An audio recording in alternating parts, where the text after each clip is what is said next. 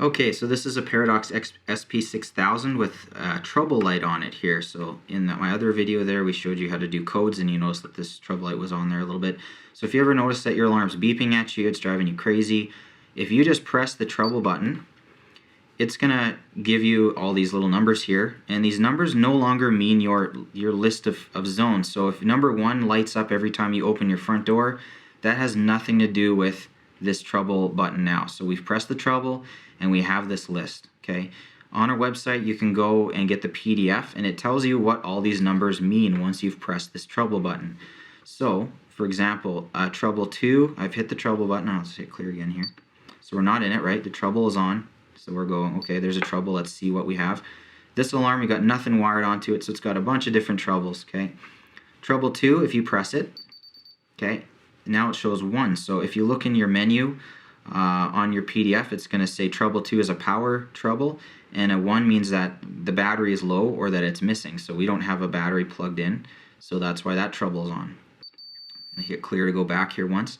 So a trouble 3 means that there's no siren, so we don't have a siren wired into this alarm system. So if someone were to cut the siren wire, or it was whatever, disconnected for whatever reason, you'd have a trouble 3 on an SP6000. And the one I really want to get to that's really common is this trouble 8. So trouble 8 means that the time needs to be set. Okay, so while we're in this menu, like I've been doing, you can press buttons and you can see what the trouble is. So I'm going to press press the 8 here now that we're in the menu. And now this allows me right away to set the time. So it's saying that the time needs to be set, and so I can select 8 and I can set the time. So I'm going to make the time noon, so I'm just going to hit 12 o'clock. And now what it's asking, all these lights flashing, if it's 24 hours, AM or PM. Okay, this is again in the user guide. So because I put 12 o'clock, I can just hit the 24 hours.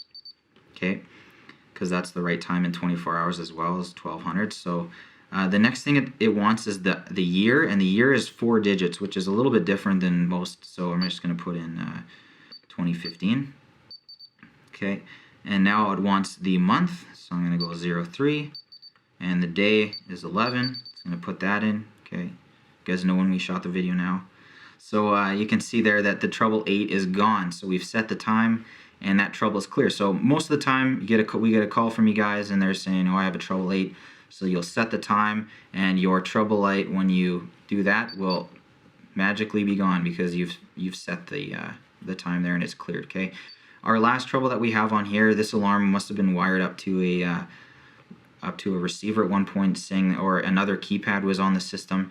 It's saying that it has a trouble 10 or 0, which is a module loss. Yeah, so keypad number 2 is missing. So it's wondering where one of the keypads went. So someone cut a keypad, but we obviously just have it set up to show you guys how that works. So we can't clear that trouble unless we have that keypad back. So we're all done. I'm just going to hit the clear. Obviously we haven't cleared all the troubles, so the light is still going to be on there.